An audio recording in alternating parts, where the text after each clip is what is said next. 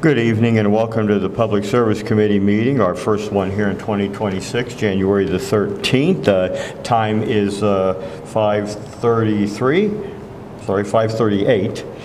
And first item on the agenda is approval of minutes from our December the 9th meeting. Had a chance to look at those. I'll make a motion. I'll second that motion. All in favor? Aye. Opposed? Same sign. Okay, the minutes for our December the 9th meeting have been approved. Next item on the agenda is public participation. Seeing none here, we'll move on to the water and the water project updates. Mr. Davis, you going to do those? I'll go ahead and do those. There's a lot going on. I'll try to keep it somewhat brief. We have a water tower project that's we've just selected a consultant. They just started work on designing the water tower at the Brickyard site. And so that potentially we have a bit of a cost savings when it comes to be able to maybe get some of the access road for the tower combined with the park road, so we can two for one deal kind of thing. So that's getting started. We're planning on hopefully starting construction on that one toward the end of toward fall maybe of 2026. That access road, that's the one to the north of St. Ed's that's going in off of 94? Yeah, that's where we end up. Right, going, where the new park road would be. Right. That's the plan, certainly. Right. That has not been finalized with St. Ed's yet. Okay. So we have a couple of water main replacement projects, one on Donna, one on Good, West Good, and those are in design, nearly complete, and going to be starting construction in probably the summer of 2026. And then we were also approved for some funding for adding Longview to Good through the OPWC grant and loan. So there's some, we're going to combine some Longview waters improvements, water replacements with the Good water replacements and some paving, all part of the OPWC fund. So, or Ohio Public Works Commission. So that's all planned for construction here this summer. Okay. Just one last update is the bulk water fill site is kind of mostly complete, but more or less on hold. We're waiting for the device to show up. Should be showing up next month. So that should be getting wrapped up here in the early spring. I had somebody ask me a question on that. If a truck goes out there to fill up, is that potable water or is that just like for swimming pools and things like that? I mean, is it, if the truck that goes out there to pick that up, I mean, that is, that's drinkable water, correct? Yeah, just water like right out of the, okay, right, okay. Somebody had asked me that and I said, I'm pretty sure. I said, but, okay. Right. So that's what's going to active right now. Okay, all right. Any questions on anything? No, sir. Okay, all right. We'll move on to wastewater. First item on there is, well, actually, the wastewater project updates. Okay, I'll do that again. As I mentioned in previous committee meetings, these projects take a while, so you kind of, we're still working on it, so that we get that feel. But just to kind of go through a quick summary, there's what we titled the 2025 SSO, the sanitary sewer overflow. That project is nearly complete for design. We'll see some legislation here to start moving that toward construction. There's also a 2026 SSO that's it's essentially phase 2 of 2025. That's moving forward in design, which is added in legislation. And there's another project that's a digester lid replacement. And we mentioned before, you may think, well, that's not a big deal. It's a $2 million project plus. So it's a big lid. That's Big lid. so, Not like a Tupperware lid where you lose it and you don't know where it's at in the drawer, right? Not lose this one. That's also here for legislation. And then a couple projects that aren't on the legislation list. One is another phase of the SSO program, kind of the next phase. Just for background for new folks, there's the SSO program had a citywide analysis of 10 SSOs that were, an SSO means there was a sewer that surcharged that overflowed and went into the environment. Normally it were a pipe or a creek. So that's by definition an SSO. So there's 10 distinct locations with 10 distinct areas that feed that location. So there's really 10 SSO areas referring to 10 places where that happened. And the next analysis is targeting some smoke and dye testing in areas 6 and 8. And we're under contract with the consultant to work on that. Mostly dye testing right now. So we're just marching along doing this 15 years worth of projects. And so just keep on going. So we'll just keep hearing about new ones getting started as everything's getting done for a 15-year plan through the EPA. So that's the status on that. So if the smoke and dye testing produces, negative results, what's the next step? Is it just complete disassemble and reassemble of that area or that section? Or? Good question. So the EPA requirement is unique to each SSO area, but in general, they want you to take whatever the flows that are coming out of that system, and the way you know you have SSO problems and inflow and infiltration problems in the sewer system is when it rains, the flows go up with the rainfall. So when the sewer flows go up and down as the rainfall happens, then you know the stormwater is getting into the sewer system, which is not supposed to happen. So the EPA requires you to monitor that and to reduce it by a certain percentage. So whatever the flows are now, we have to reduce by 25%, reduce by 40%, each one's different.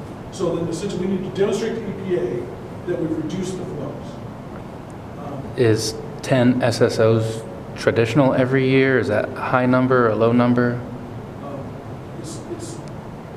There was 10 recorded places. I don't know the history of how many times it happened, but those were the documented locations, and then EPA, as a result of all that, required this study. I guess to word that better, in 2024, how many SSO cases did we have? Yeah, so just to clarify, so the SSO locations, you can think of that more as, we've got 10 long-term trouble spots that we're cleaning up. So it may overflow, 5 times, let's say, throughout the year, but we would not, next year, we wouldn't have 10 new or even necessarily 1 new spot. They identified 10 locations, and these are longer-term, higher expense items that together sum up to the $53 million, and it's probably a remediation program that plays out over 15 years. Okay. So it would be, we wouldn't get new ones, and the same ones that we're talking about now, we were just in earlier phases with them last year and the year before, but it's the same locations. Okay. And So in a lot of cases, these had to do with sins of the father, where certain things may not have been piped in and done correctly as well. So this is just fixing things, and some of this is fixing things in the past that would never happen again because of new processes, correct? And then just to maybe answer your question too, but we do have to report whenever that happens, so I can get that to you. I just don't know off the top of my head. Just curious if that number's going up, down, or if it is just, those 10 spots, and over the years we continue to fix those 10 spots. That's kind of what I was getting at. Okay. Now, these phases, are these phases for all 10, or is phase 1 for spot 1, phase 2 is for spot 2, phase 3 is for spot 3? So I'll try not to geek out too much. Yeah. The SSO 1, the 2025 project, there's two parts to doing SSO reduction. One part is called direct inflow, when roof drains, catch basins are connected wrongly into a sewer system. So the stormwater's hitting the roof, getting into the pipes, and then oops, it goes into the sewer, whether it's in the storm. That's a direct inflow problem. That's easily corrected by finding it and then reattaching it to a sewer. Second issue is the pipes themselves are leaking, so that the groundwater is coming through cracks in the pipes. So that's called generally lining, and then direct inflow is the 2 types. So SSO 2025 is 2, 3, 5, 7, and 10 direct inflow. And then phase 2 is 2, 3, 5, 7, and 10 lining. And then just to make it a little more confusing, there's some overlap with the downtown project. So some of the work is being done by the downtown project because 7 and 10 are partly in downtown. I'm saying this slightly to give you too much information, but it's a lot of, just a lot of layers. So each phase doesn't necessarily cover one SSO, it could cover multiple? Yes. Okay, Yes. So thank you. there's a whole strategy for this 15-year plan like that. Okay, thank you. So, That works. good luck for the people taking notes. Yeah. And a lot of it, what we're looking at too, is when we go to do that, is some of it, when it can be done, will be done with the street improvement program, so you're not digging up things twice. So, you know, a lot of that's taken under consideration too, if any of those areas fall Sure. in where we're doing the streets too. So that's, Okay. well, why was that done this year instead of next year, vice versa, when it was right around the corner? Well, that's because of this, we're looking ahead at street improvements as well, so. Just one last thing that I want to mention is the McEntee area. Yeah, We do have a consultant on board who started the flow monitoring, and with we've been working closely with Councilor Yurchak and some of the neighbors. And the flow monitoring is to see, it's essentially to figure out what happened and what was causing the problems out there. And so the flow monitoring will allow us to see, as rainfall happens in the overall systems, we see how the sewers change with the rainfall in the overall system and compared to McEntee to see how the rainfall changes the flows there. If it's the same, then we're pretty sure that it was a massive floodwaters, stormwaters hit right in McEntee. And that is most likely what happened. If there is a difference between the two, then it could be a systemic problem in the piping systems or in the direct inflow systems. So that's part of our analysis that we're doing. Okay. Okay, thank you. And then when we get in, and I know Mr. Testo will talk about the legislation here, but since you mentioned it, the second and the fourth on there, the legislation request for the engineering services, one's for the SSO, one's for 2025, one's for 2026. Does it make sense? I mean, we have to have the two different pieces of legislation. Yeah, Mr. Chairman, under Section 4B of the agenda, those four pieces of legislation, item number 2, the second one down, does not need to be addressed. Okay, all right, okay. That's why we're asking if it could be one. All right. So then, if that's everything for the wastewater, we can go ahead on to the sanitary overflow then. Mr. Testa, do you want to take care of that? Yeah, the first item is a piece of legislation basically allowing us to, or authorizing us to apply for, accept, and enter into loan agreements to fund construction work related to the 2025 sanitary sewer overflow program.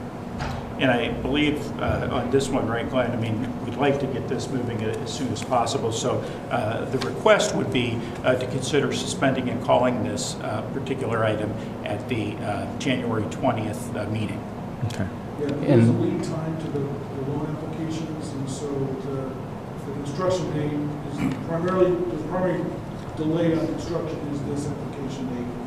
And so the sooner we get the application filed, the better. If EPA requires this to be completed before the application is filed. Okay, we'll just do these one at a time. Is this part of the 2026 budget? Or is this additional? There's about $6 million Okay. funding toward the two projects, both the 2025 and 2026 construction. We'll do it one at a time here. I'll entertain a motion then to move this forward to City Council. Second. All in favor? Aye. Aye. Okay, we'll move that forward. Okay, then go ahead on the next one then. Yep, thank you, Mr. Chairman.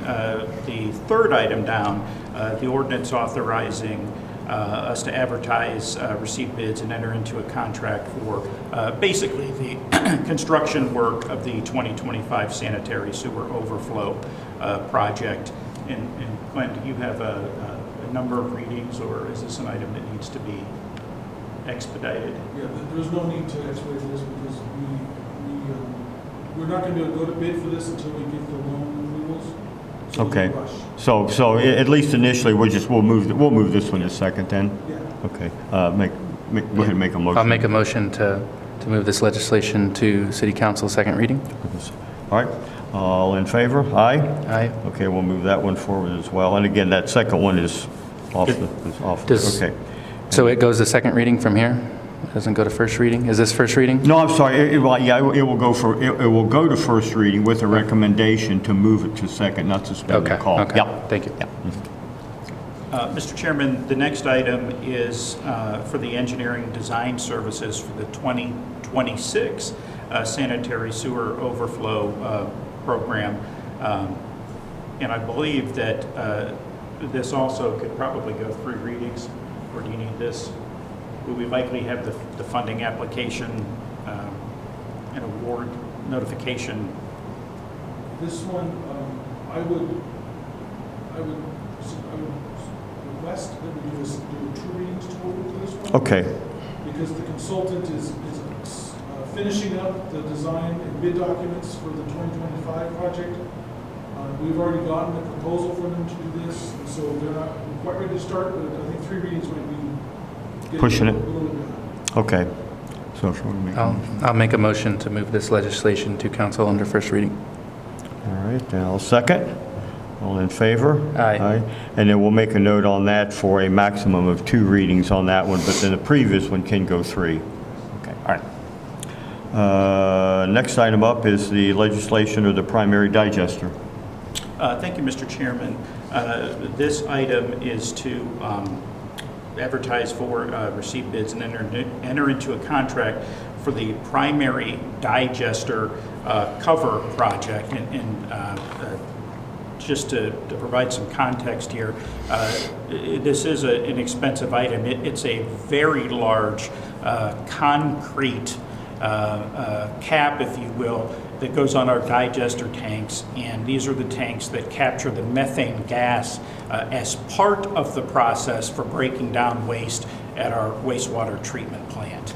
So there's it's not so much a simple lid as it really is an engineered piece of work that needs to rise and fall with the digester. So it's a very important safety piece as well. And on this, Glenn, do you have a preferred number of readings?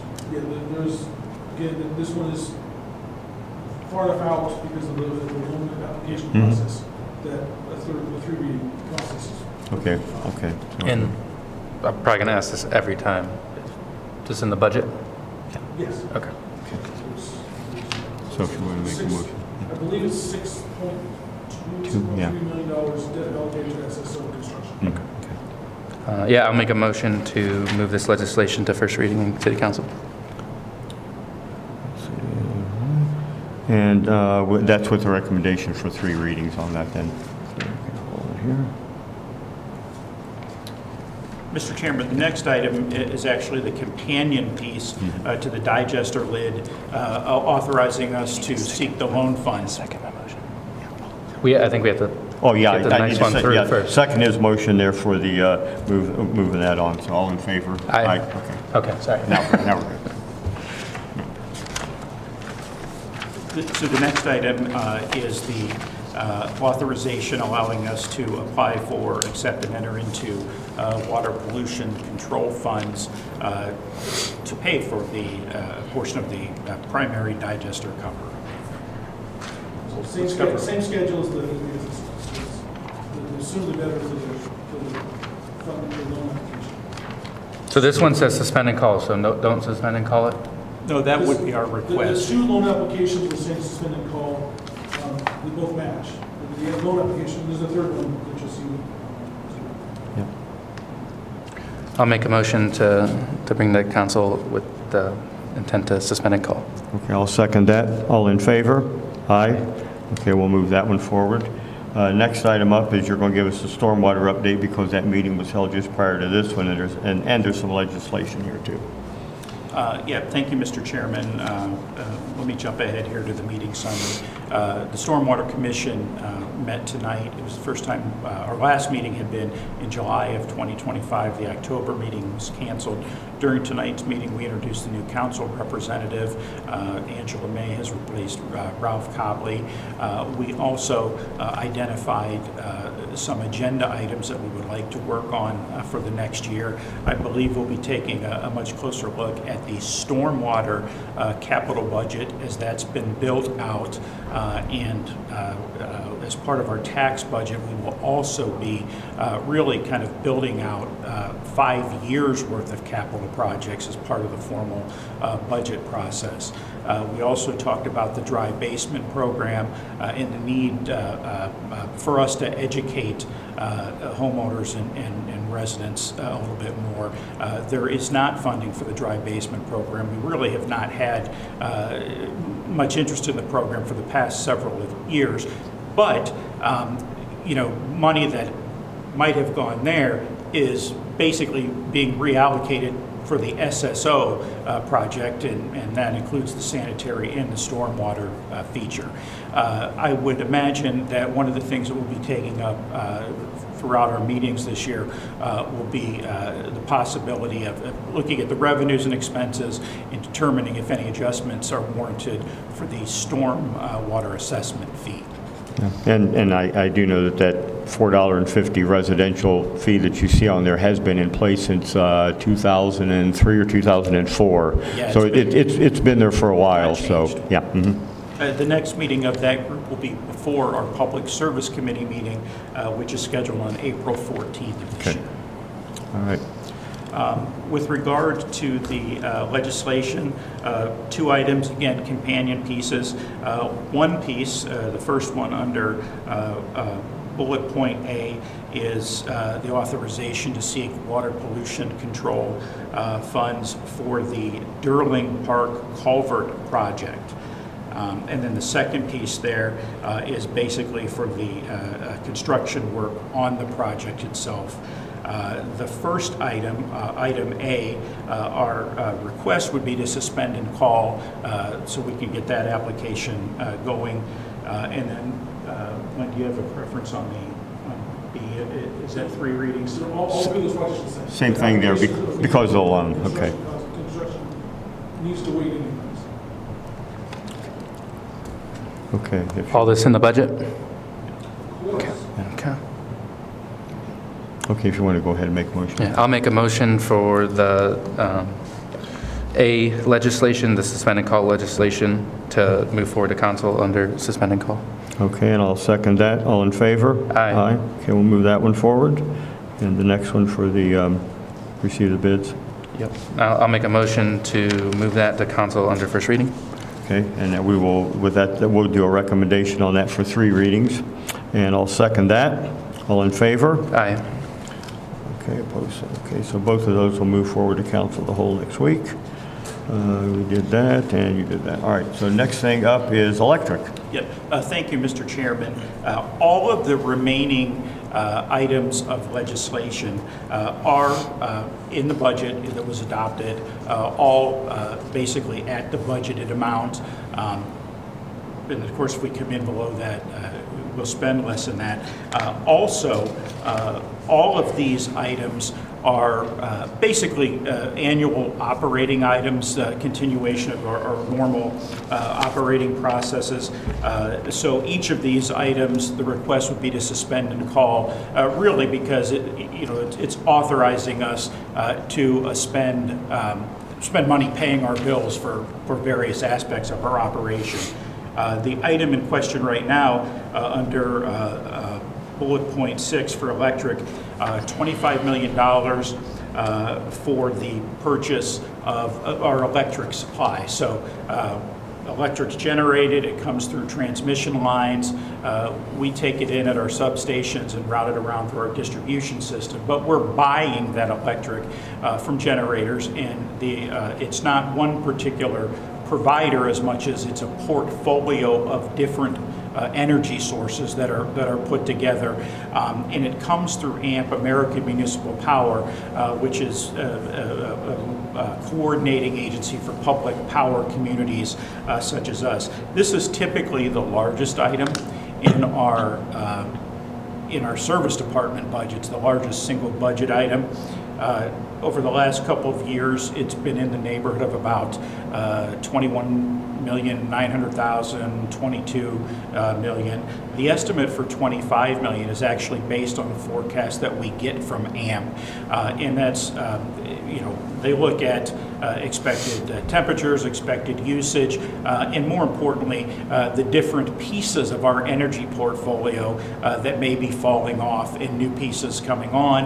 And then in some cases, depending on the particular seasonal needs, what it might look like to purchase from the market, any short-term needs that we may have. So typically their forecasts are about as comprehensive and accurate as we can get.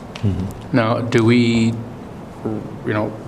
quote unquote, write them a check for 25 million on the spot, or that's what Nope. we're authorizing you to do up to? Yeah, so in essence, we get a utility bill from AMP for, it's a very detailed bill listing all of the sources of our portfolio, but in essence, they send us a bill and it could be, for example, $1.8 million for the previous month's usage. So we don't have to worry about at the end of the year if we use less getting our money back? No, so typically what will happen here is we'll put in a purchase order for this amount, and then we'll draw on that purchase order, and then if we get towards the end of the year and we didn't need all of that, the purchase order is just closed out. Okay.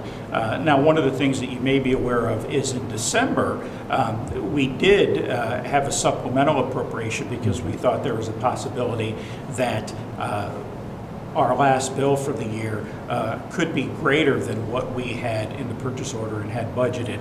So we asked for that extra money, and it went back into, we didn't need all of that, and it basically just goes back into the fund and is not used. Okay.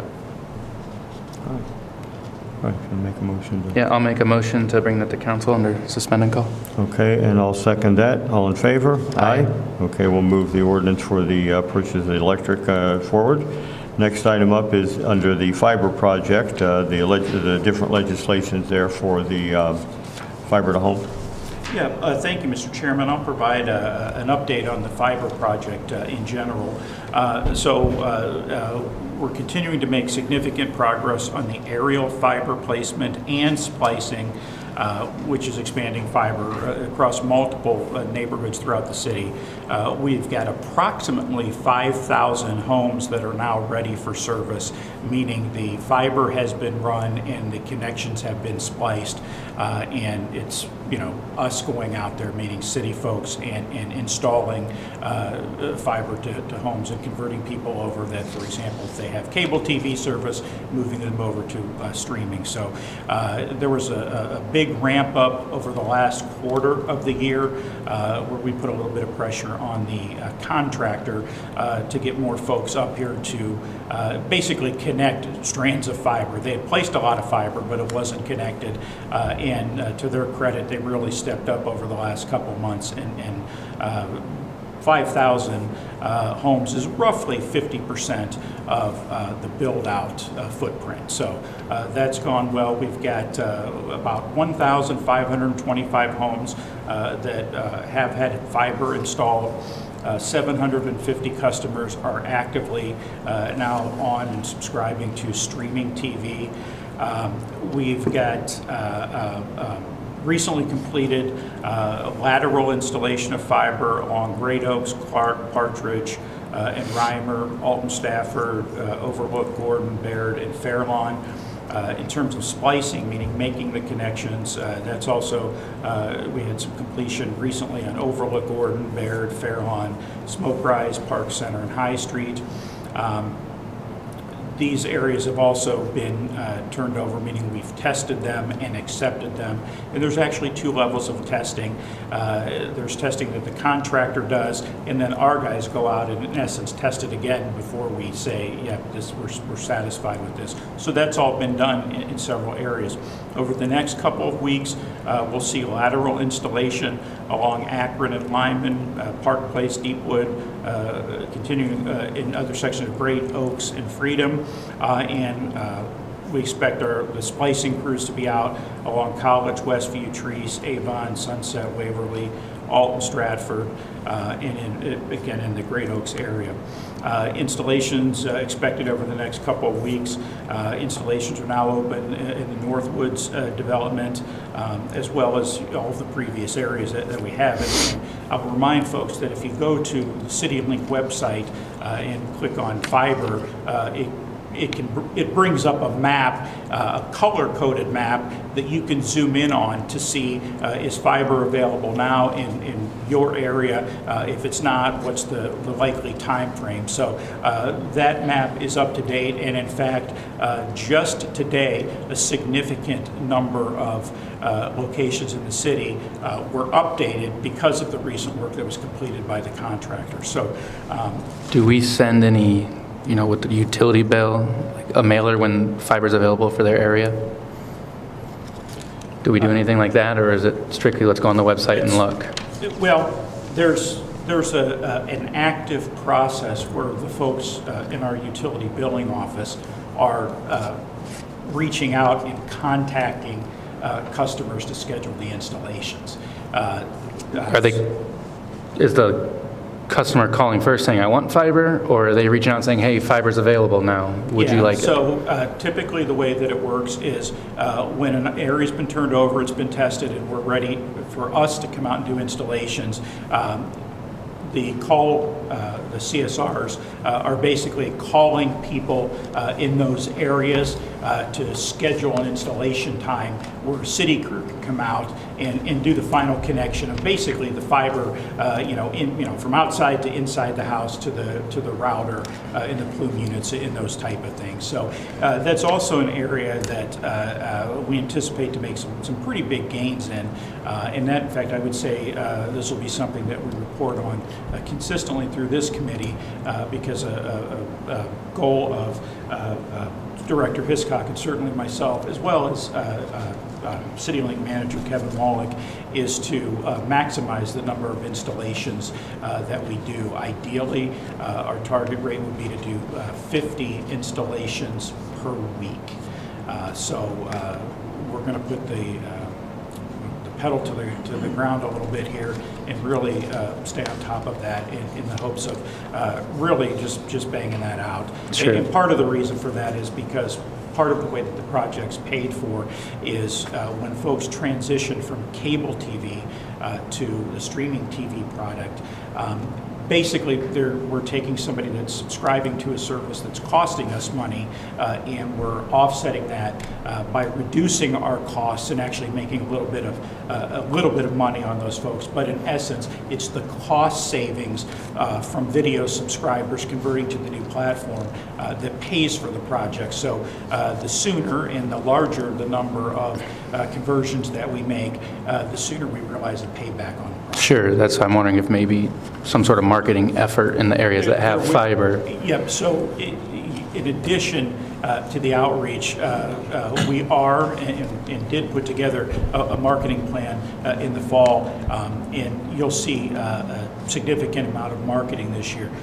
Didn't do it as much over the last 18 months because one of the things that we didn't want to do was have fiber run every which way and then have people calling in and us having to tell them, well, we're not going to get to your area for a year. So we tried to pace that out. And the 3-year project was also intentional in that we're largely really paying for this project out of our operating funds as we go.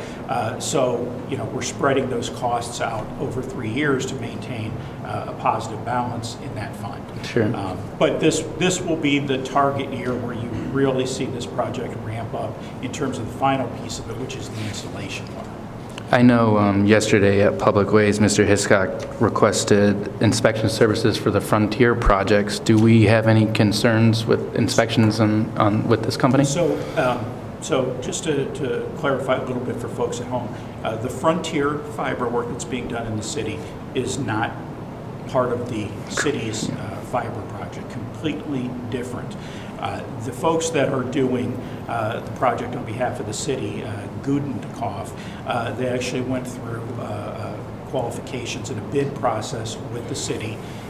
You'll see in our upcoming legislation here, we also have a separate project manager that manages those folks, and we have regular weekly meetings that I'm involved in personally, as is Director Hiscock, interacting with Gudenkauf and the project manager in our folks. We've not had problems with them. I would say a couple of times where they've fallen short has been really on the splicing piece. Splicing is kind of the time-consuming part of fiber installations, and unfortunately, there's just a shortage of splicers out there.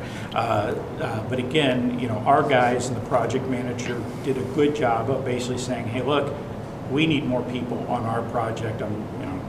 Even if you have to take them off somebody else's, we want them here, and they've responded well. So at this point, I would say it's been successful. Their work has been really good, and that was a big part of the consideration before the firm was selected, is, you know, what their historical performance has been. Okay, thank you.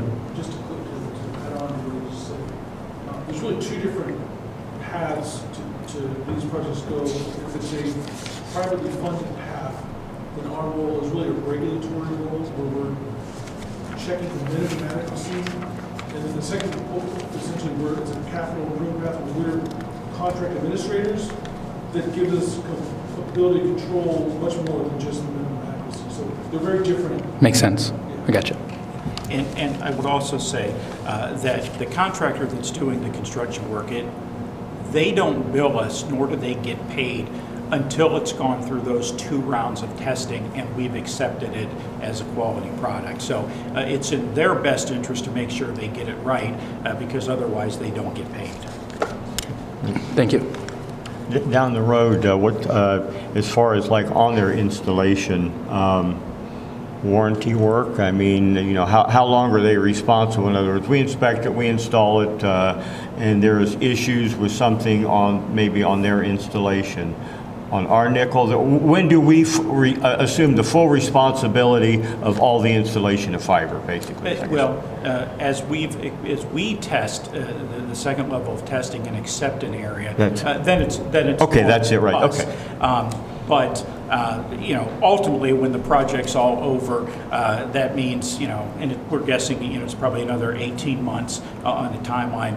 Then we'll have tested and accepted all parts of that. Yeah. So that's part of the process of it's ongoing as it's being installed. It is. So, okay. All right. Yeah. And Mr. Chairman, I apologize. Did we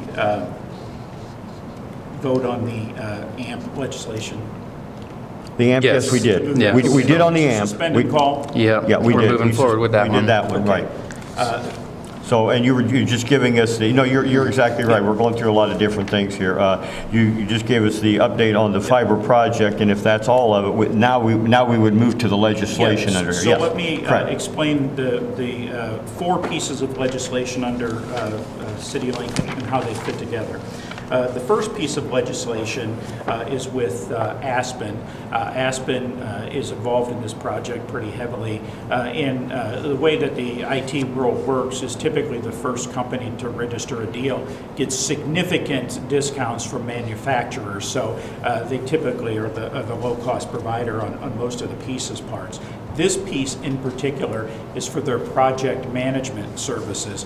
So the project management services that they're providing, maybe another way to say that would be to refer to it as construction management services. So these are the services that are critical for the construction piece, interfacing with the contractors, managing the documentation, handling design changes, and managing any out-of-scope work for new developments that weren't in the original plan. So the request here would be to suspend and call. Again, this is an annual expense. It's the same firm is managing this that did the original design. It's the same firm that we've used for the last couple of years, and they're continuing to provide those services now. So the request to suspend and call would be just to make sure that we pay them in due course. And this is for the 2026 year? It is, yeah. And this is, this particular item, Mr. Berger, is not paid in advance. It's monthly. It's split into monthly payments. Thank you. We'll do each one at a time if you want. You want to do them one at a time? Yeah, let's- Any of these, can we combine any of these? Any of the Well, let's Aspens move- together? We can or- go ahead and move them all forward at once, I guess, if you want to read through Well, all of them. It's fine. Yeah, I guess so. Let me. Why don't you speak to each one? Yeah. Yeah, Yeah, yeah. please, Speak to yes. each one, and then we can move them all four forward Yeah, at once. I like That's that. fine, yeah. So the second item, also with Aspen for the network and operational support. In this capacity, they're handling the provision of new network equipment. In other words, handling the programming and taking all of the pieces, parts, and making sure that they all talk together on the network. They also, as part of the service, monitor the overall network health in the field, and this is everything from the temperature of the equipment inside cabinets spread throughout the city to battery status. When the system goes down somewhere, they're typically the very first ones on there to address the problem. So this would be the second piece of legislation. Again, the dollar amount there is budgeted. The third piece of legislation relates to, well, 3 and 4 are actually two different companies providing circuits. So this is the bandwidth. The third item there is the purchase of bandwidth from Everstream, and it's noteworthy to say that our price per megabyte for bandwidth has consistently decreased. Everstream in particular provides a 40 gig circuit, although we have hardware that can be ramped up to up to 100 gigabyte if needed. Cogent provides a 100 gig circuit, and we actually have a third circuit that's not reflected here called the Ohio 9 connection that gives us another 100 gigs. And really these things work in unison. This is all about redundancy and making sure if a circuit's down, we can switch over excuse me, to another circuit. And I anticipate really with these three circuits, and again, only Everstream and Cogent are here, we've got pretty solid coverage. Typically, the maximum amount of traffic that we experience at any time is maybe around 30 gigs. So we've got plenty of room to grow here. And the reason for the two different companies, or It's- three, what's it's that? redundancy. It's just redundancy Yeah. on those, okay, backup to backup to backup, okay. If one circuit has an issue, we have a redundant circuit coming from a different provider that may not be having an issue, and so it provides us continuity of service. And there is, even with the third circuit, that's a double backup. If two things are down, we've got yet another fail-safe in there. So these two items speak to the redundancy of the network. Okay, all right. All right. No questions, then we'll move all forward, all Yeah. four of those then. I'll make a motion to move all 4 of these to council under suspending call. Understood. All right, and I'll second that. All in favor? Aye. All right, those have all been moved forward. All the fiber optic projects, all right. All right, next thing up is just some miscellaneous stuff under other. First item up there is the credit card fees. Yeah, thank you, Mr. Chairman. Folks, plenty of folks pay their utility bills online, online checks, credit cards, really any number of e-payments.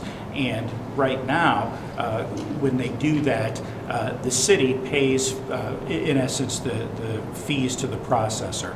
It's important to note that it's not a particular standard fee. It's actually the fees vary based on the particular card or payment mechanism of the customer. To some extent, that's impacted by their credit rating and that type of kind of underwriting, so to speak.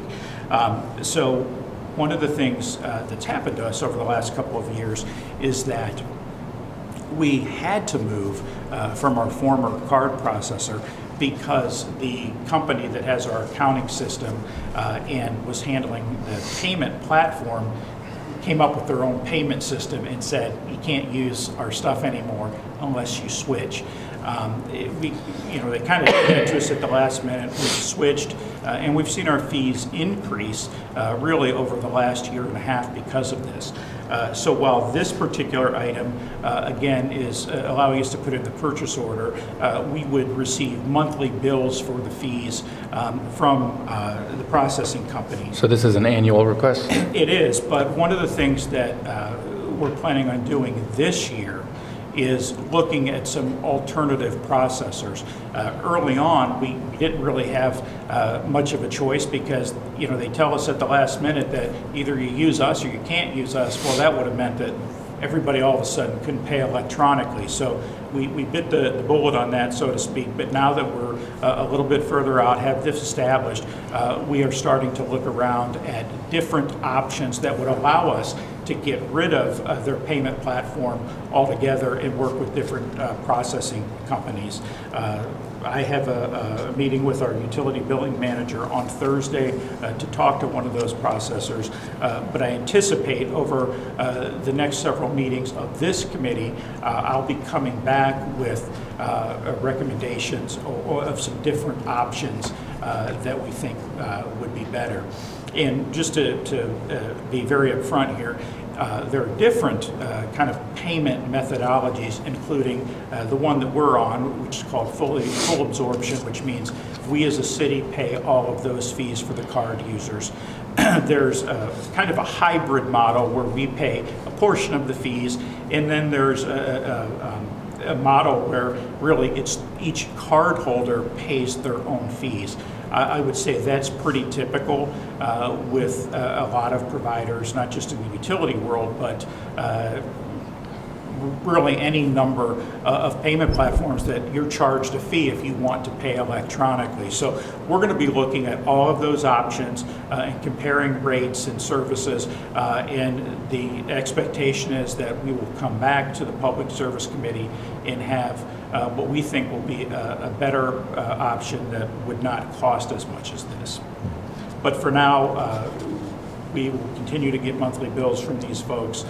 And their bills include both their processing as well as the bank fees and the the credit card fees charged by Visa and MasterCard.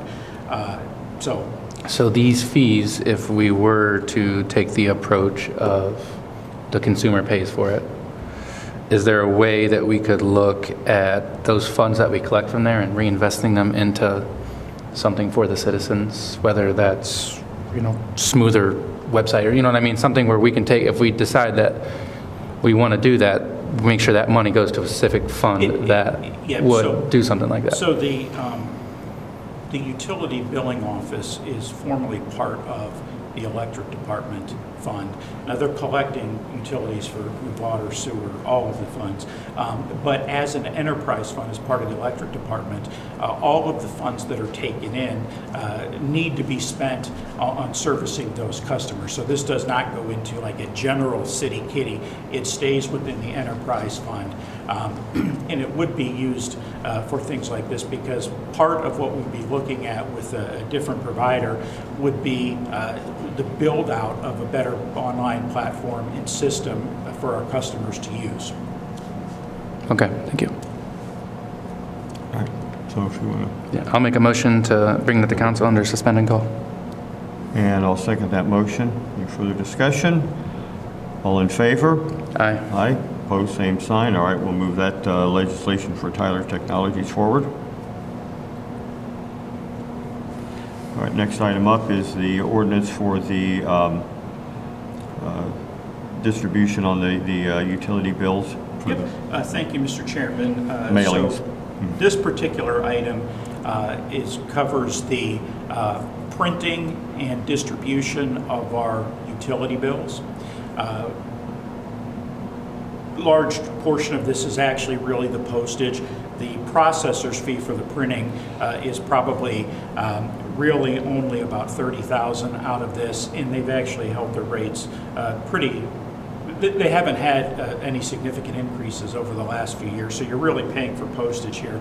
But the way that this process works is that after we're done calculating all of the bills, we send them the files, they print them out, do all the pre-sorting, and then distribute them. This too will be an area that I think we want to look at this year because this company is actually located down south. They're not a local company. We'd like to find somebody local in the hopes that that would speed up the distribution of those bills. So we're typically pretty precise about when we send the file down. But when you're mailing it from down there, I know we've had heard from a lot of folks that, hey, you know, I don't get my bill until the 15th of the month. Yeah, these last few months have been a little rough with getting the bill on time. It's not even, you know, you can't even say, well, just it seems to happen in this neighborhood or this, you know, this group of customers. It varies, and I think just looking at an option that would cut out the physical distance with regard to the paper bills could improve our service level. So this would be another area where we would expect to look at some options and report back to the Public Service Committee with a recommendation. Is one of those options to bring it in-house, or from your guys' experience, that's... No, so there's, it's a pretty, no, we couldn't do it with our existing staff. And it's, you know, there's not a lot of, I would say most printers don't do this work either, because it's really about kind of the billing connection and feeding that into invoices and populating that. And we wouldn't have really the expertise nor the time for our folks to do that reliably. But we confident there's companies closer, Well, more local, that do services like we this? hope that that's the case. You know, some of the companies that were big in this area, as an example, there was Miller's Pre-Sort in Akron, have gotten out of the business or closed down. You know, we've really been kind of looking around over the last couple of years to see if we can develop a roster of potential folks. And our utility billing manager, Susan, says, hey, I've compiled a short list, and I think it's time that we start looking at some of these. So that's our hope, that we can find a better option. What about getting customers permission to email the bill? Yeah, so roughly 15 to 20% of our customers receive e-bills now. I didn't even know you could do that. You I mean, can I do would that. look at doing that now too. Yeah. So I don't know if there's a way we can get that out a little bit so that people are aware, but yes. Yeah, and you know, typically it's older residents that prefer to get a paper bill, so they have a record of that. But I would say that you know, just as with the payment side, you know, a lot of organizations have gone to kind of a policy of saying that, you know, you have to pay electronically, you have to get your bill that way. So we've not tried to force that on anybody, but the hope is that, you know, folks continue to migrate in those directions. And I think, you know, setting up a new payment platform would be an ideal way to do that. But when you see your utility bill and you turn it over and you see the messages on the back of that bill, folks are getting their e-bills the same way and with the same messages and stuff now. But I would say it's probably maybe about 2,000 people out of, you know, probably, you know, 14,000 accounts. So do you have to call the utility office to request an e-bill? How do you go about getting on the e-bill cycle? On occasion, our billings show the process of signing up for e-bills. It gives you a direction on how to do that. I think it's both, Mr. Chess, correct me. Obviously, people are encouraged to call. There's a number on the bill to sign up for it, but there's also a direction through the website that gives you some additional information. At the end of the day, there's two ways to do that. You can do it over the phone. You can also do it online in terms of the process. And I know on the payment, and I get the e-bill as well, and it comes on the first or second of the month, depending upon how that weekend falls. So you're getting your bill 10 days to not quite 2 weeks, at least 10 days early by doing. You get it immediately, like you Oh, said. you when do, you yeah. With the and, e-bills, you and get it right again, away. that option also gives you, with your bank, a direct, in other words, an automatic payment. The bank would get an automatic payment, or you would get the bill and then you go in like you pay another bill. You would, but it's a direct deposit. It doesn't send, like at least some of the banks do it directly, and there's not even a mail-in process as far as the check chance of getting lost or something like that. So, I mean, it can be a much more efficient way, paperwork-wise and everything, to handle the bills. Sure, certainly cuts costs for us as the provider. It cuts postage, it cuts printing costs, it does a lot of those different things. It's just, again, like in many forums where we're not a for-profit entity, we don't leverage our customers the same way. But we do experience efficiencies when people use technology that helps them. And it's a very secure technology too, although we have customers who are extremely concerned about that type of transaction electronically. So we understand those concerns and give options. And I will say, with some of the questions that people have had in the last, 6 months or whatever, last year when we had some of the higher electric bills, the thing that signing up for electric bills gives you the opportunity is, once you're logged into the portal, you can go back years and see, well, what was my bill compared to what electric I used? What was it last summer? You have all that right in front of you. You don't have to try and go find a manila folder maybe where you stuck the bills and look them up. That's all right there in front of you. So you have that big advantage as well to see what your water bills were, what your water usage was, how many days it is. I mean, I know that's on the printed bill as well, but you can go back and look at those. So that's another advantage. All that electronic information is right there in front of you, and printable. If you need to print something out like that to come in here to discuss the bill, you could print both bills out and bring them in. So there's a lot of great options to do with that e-bill or that electronic portal or so, whatever. So I guess 2 more questions out of curiosity. Does having an e-bill affect if you got to go get your license updated and you don't have a piece of mail to show them? I don't believe so, because again, you can access the documentation, you're just not getting Okay. it in paper. and you can print it out. That's why I was just making, well, printed version was okay. And then next question is, and maybe since we aren't a for-profit business, is there any sort of incentive, like a $25 or $50 credit to enroll online into the online services? Is there anything that we can investigate along those lines? Offer that. Yeah, I don't think. Have you? we have either. Okay. Just an idea. Yeah. All right. Well, then, if there's no other questions here, we'll do the... I'll make a motion for the Peregrine Services legislation request, suspend and call to move forward. All right, I'll second that. No further discussion. All in favor? Aye. Opposed, same sign. Okay, we'll move that to council of the whole. Next item up is sanitation tipping fees. Oh, you want to... Yep. Before you go that route, and Mr. Testa, I'm going to throw a curveball at you, but unintentionally. I think now's a good time to talk about an item that I'd like to give some explanation to the committee on, because it fits somewhat in the box of billing, recent histories, some of the things perhaps, Mr. Berger, that you might have been thinking about too. So, Mr. Testa, can you spend just a couple of minutes talking about some of the experiences that customers are having, in particular in their water bills? And by that, speak to a little bit about, Mr. Berg, you made a reference that it's been a little bit challenging in recent months in the billing areas, if you will. People were perhaps expecting a certain bill and they're seeing changes. We're hearing on our end and getting some calls about why is my water bill so high and what it is. And there's some discussions going on. I've seen a few of those out there. Really about estimated bills versus actual bills.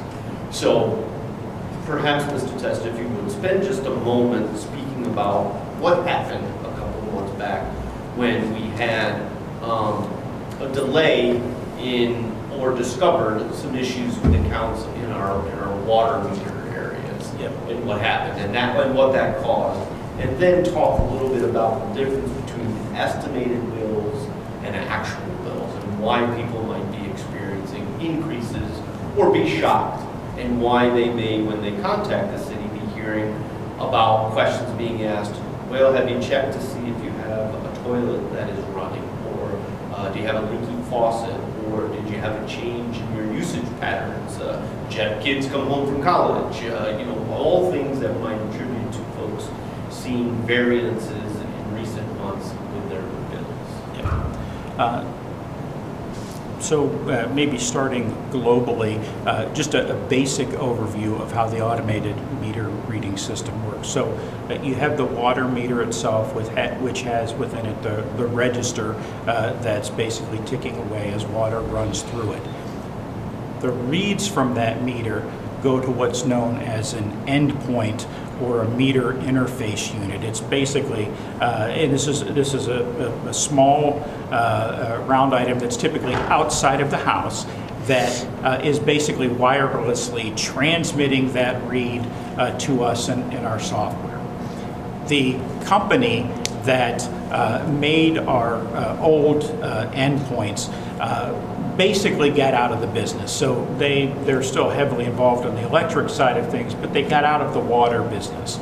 And over the last probably 3 years, we started getting towards the end of life on basically the batteries inside those endpoints. And these are not things that we can typically take apart and replace.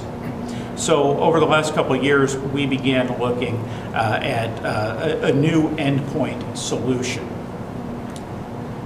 One of the things that happened in particular at the beginning of last year is we had a pretty intense cold spell, which knocked out a lot of the batteries, a higher number than we were expecting.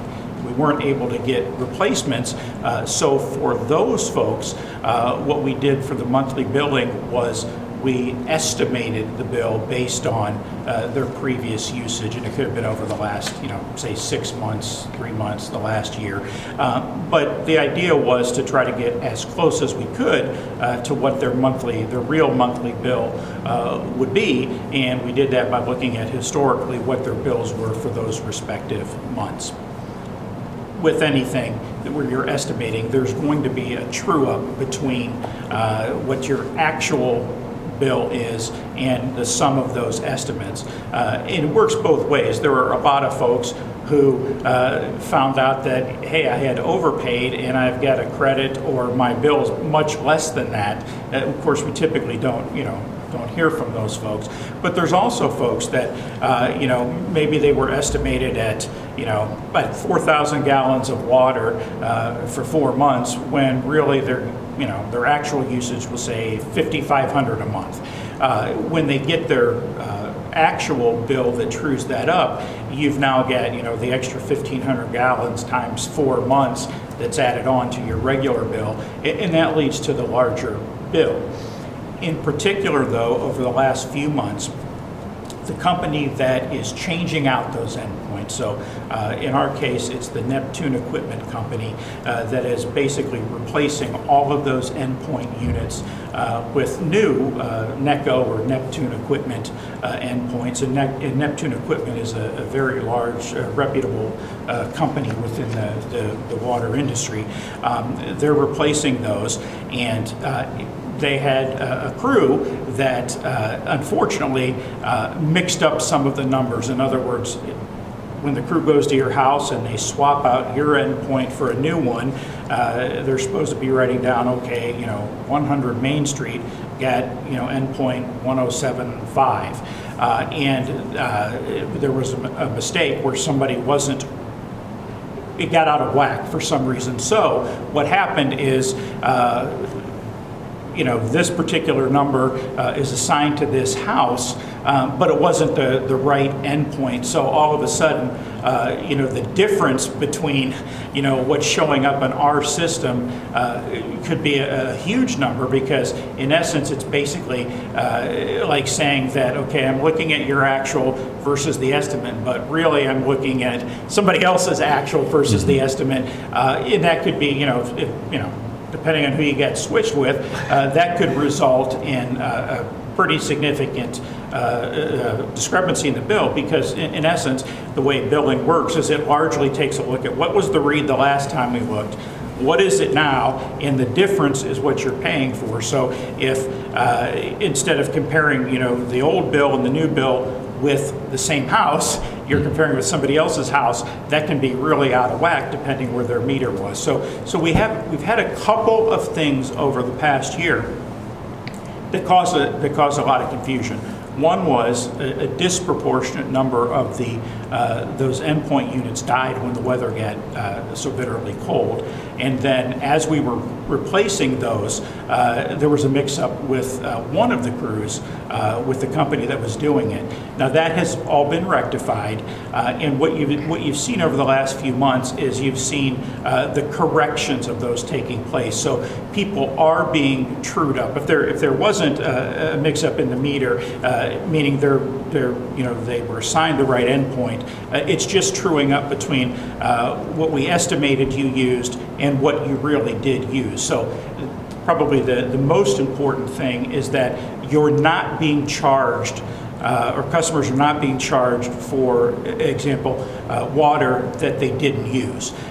It's possible that in some cases, maybe we were estimating that you were using less water, and the true-up is causing the larger bill, but you're not being charged for water you didn't use. In other words, the true-up is just saying, this is, you know, where you're at based on your actual usage. Folks that had a mishap with, the endpoint unit was incorrectly tied to the customer. All of those things were actually taken care of pretty quick by the company. They came in, brought in a bunch of people, redid all of that. But really you saw, as we were in October and November, working through those bills where our utility folks were trying to correct those. And in fact, the October bills went out very late because there were so many high reads that I made the decision that, you know, I don't want to send out a bunch of bills that are crazy high only to have to, you know, then give credits back. I'd rather avoid the shock to our customers if possible. So we had a few months really in the fall where those things were working through the process. That's really been taken care of at this point. I could talk a little bit about the water meter project and give you an idea of how well that's gone. So originally we thought that we might be looking at an 18-month project to replace all of the endpoints in the city, because it's not just replacing the bad ones, it's replacing, you know, all of them that could potentially go. And we have roughly about 11,000 of those units. As of January 8th, the city has installed 8,187 of these new units. Basically we have a little less than 2,000 left to install. So about 80% of the project has been completed, and they just began working on it over the summer. So really our expectation is that probably within the next 6 weeks or 2 months, the project should be complete. So they've been averaging about 80 installations per day, and they're typically working 4 days a week, because you have folks that come in and, you know, go gangbusters for 4 days, and then they maybe go back to Columbus where they live or something like that. But we should have the project completed within about 9 months, so about half of the time frame that we were looking at. And with the new, once the new endpoints are installed, we really will have accurate actual readings month to month, and we'll be out of the business of the estimating. We'll be out of the business of having to fix and, you know, reassign endpoints to meters. All of that will be taken care of, and the expectation is, you know, we're going to be good with these items for another 10 to 15 years after this. Okay, thank you. All right. Thank you, appreciate that. I was one of those people where when I saw the water bill, mine was real low, because my usage evidently in the fall was higher. It did, mine was, I looked at it. And the other reason mine was low is I think the reading there was, instead of 30 days, there was one when the bill came out late, it was a 20-day reading. So people have to look at that too. If you get a lower bill because it was a 20-day reading, and then the next one comes through as a 30-day reading, other than a catch-up period, there's 10 extra days on that other bill. And it's like, well, it's more than that. Well, that's because the time period in there was part of that as well. So there were a couple of, it got a little complicated. They're trying to figure out exactly what was going on, but. Yeah. And Mr. Chairman, that's a good point. It's not always, 30 days in each Right. bill. So that can vary a little bit, but one other item that Director Hiscock mentioned is it's pretty common. Somebody will contact us and say, my water bill is high, and it shouldn't be this high. And, as our CSRs or customer service representatives are talking to the customer, trying to figure out what's going on. One of the questions that they'll ask is it possible you have a toilet running? Is it possible something's going on? And if there are still issues with that, we'll send somebody out. One of our meter guys will go out. And I would say the majority of time when they're called out, our guys find that, well, hey, you've got a toilet running. You could look at, as an example, if you think you have no water running and your water meter is still revolving and registering, that typically means you have a leak somewhere. But I think probably the thing that surprises most people, and it certainly surprises me, is the significant amount of water usage that a very small leak, if your toilet's running, but it's running 24 hours a day, or you have a small leak and you go to Florida for the winter and then you come back, that adds up significantly. So one of the things that I would suggest is if folks think, man, my bill looks unusually high, check and see if you have a water leak. You can often hear the toilet leaking, but if you're not sure and you think, oh, my water is off, take a look at your water meter, and if everything is off and there is no leak, you're not going to see the dial going around. If everything is off and you see the dial going around, that means water is running through the meter and going somewhere. And a lot of times, I would say the majority of time when we send somebody out, that's what they find out, is that, nope, you do have a leak here, and it's caught up to you a little bit. All right. Any other questions? Okay, we're good. And so then the next item that we'll want to talk about, I guess, is the tipping fees, correct? Yep. Yeah, so Last piece of legislation. in very simple terms, all of the trash and refuse that we collect from our customers, from our sanitation routes, we need to dump that somewhere, and there's a fee for that. I think this year it's about $55 a ton. Our sanitation guys are expecting that over the next probably 4 years, they're guessing that we probably go from 55 up to 58, and we got to 55 from some lower numbers. So this is basically just the purchase order that goes in to pay for dumping the trash that our guys collect on the normal routes. Okay. I'll make a motion to move that to council under suspend and call. All right, I'll second. Further discussion? All in favor? Aye. Opposed? Same sign? All right, we'll move that forward. Next item up here, did you want to touch on of course, these are under Yep. third reading here that will be probably suspended called next council meeting, but the electric and water Yeah, rates. I know so- we've had a lot of discussion on here, but And really what I wanted to say about this is that I will be sending out tomorrow, actually, quite a bit of information to all council members that includes the rate studies or the cost of service studies in their entirety, an executive summary for each of those that I've put together, and then the results of the rate study, and pretty significant data on what other rates for the same utilities are from several different communities in Northeast Ohio.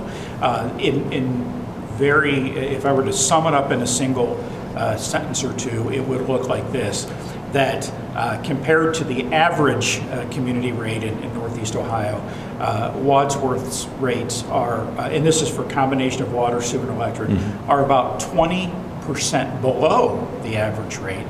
Even with the proposed increases in water, sewer, and electric, our rates would still be about 12% below the average. So I'll be providing some graphs, some tabular data, and then, kind of pulling together the numbers to provide greater context to understand what those rate increases look like in terms of, real world situations. Again, I can tell you that, as we shared at the last meeting, that in general, approximately the average residential customer would see about a $17 increase in their monthly bill. But again, even factoring that increase in, Wadsworth's rates are still a pretty good chunk below the average rates in our area. Well, and I know too, it's not just, of course, all these rate studies were done by external sources. This isn't us sitting here going, hey, here's what we think the rates need to be. Somebody from the outside looks at this. As well as I do know that when we tried to extend some of the EPA mandated projects beyond 15 years, one of the comments that they made was that we won't do that because your rates are really low, and we can't extend this out because you're not charging your so we've heard this from several. It doesn't make it any easier when you have to go to pay the bill. I understand that with a lot of other things going up, but I mean, that was even told to us, I believe, if I'm correct on that, Mr. Hiscock, by the EPA with that. So You are absolutely correct, Mr. Stuckmeyer. That came as part of something that we refer to as the FCA analysis that was done early on when we were looking to buy us the most time possible to do some of the mandated regulatory areas, at least in the sewer area. And that was rejected based upon the low levels of our rates at that point in time. Those rates remain low. Right, okay, so, all right. If there is nothing further on that, of course, we have the attachments there that you just report on the electric department and CityLink subscriber. Yeah, so if there's anything that you want to highlight in that, I know typically. There's not. Okay. Historically, I think the previous service director, part of his commentary was, reading some of these updates. But it's really just typically largely the electric department saying, this is what our guys did, over the course of the last month. CityLink tracks their subscribers. And it's really something that is typically only 2 or 3 pages of an easy read. So I include the information as attachments, so you're still getting that information. But it's really not related to any legislation or dollars and cents, or if something, for example, related to the CityLink department required legislation, that would be addressed separately in the agenda. So this is more just kind of an FYI, here's some of the stats, and here's what guys in the electric department are doing. Okay. All right, nothing else there. Just a couple items I had here, and Mr. Hiscock, you took care of that, the water bills and everything that I can take care, because I was going to just have that mentioned this evening, so thank you. The other thing here is a lot of nice compliments coming through about the leaf pickup, even though it's, there's, and people do have to be patient because there's the one vac truck that's not real large, and they probably spend more time running back and forth emptying than they do picking up, especially with some of the larger piles of leaves, because a lot of the other people bagged them up and got those picked up. But and so hopefully a lot of those can get done here before the next possible snow hits here Wednesday or Thursday this week. So a lot of kudos there too. So thank you there. The only other thing, and our next meeting will be February the 10th. 5:30 here. The one thing I need to go back and correct, under approval of minutes on the agenda here, I read here December the 9th. The minutes that are in front of me, when I went to sign them here, I noticed they're from our November the 18th meeting. So I just want to go through, they are not from the December the 9th, the meetings, the minutes that I have been presented here with. So we need to go back and vote on the November the 18th minute approval, not the December the 9th. That's what I have here tonight. So if we can have that motion. What date? It was November the 18th public service meeting is what I have here. I'll make a motion to approve the minutes from the November 18th, 2025 meeting. Second. All in favor? Aye. Okay. Corrected that.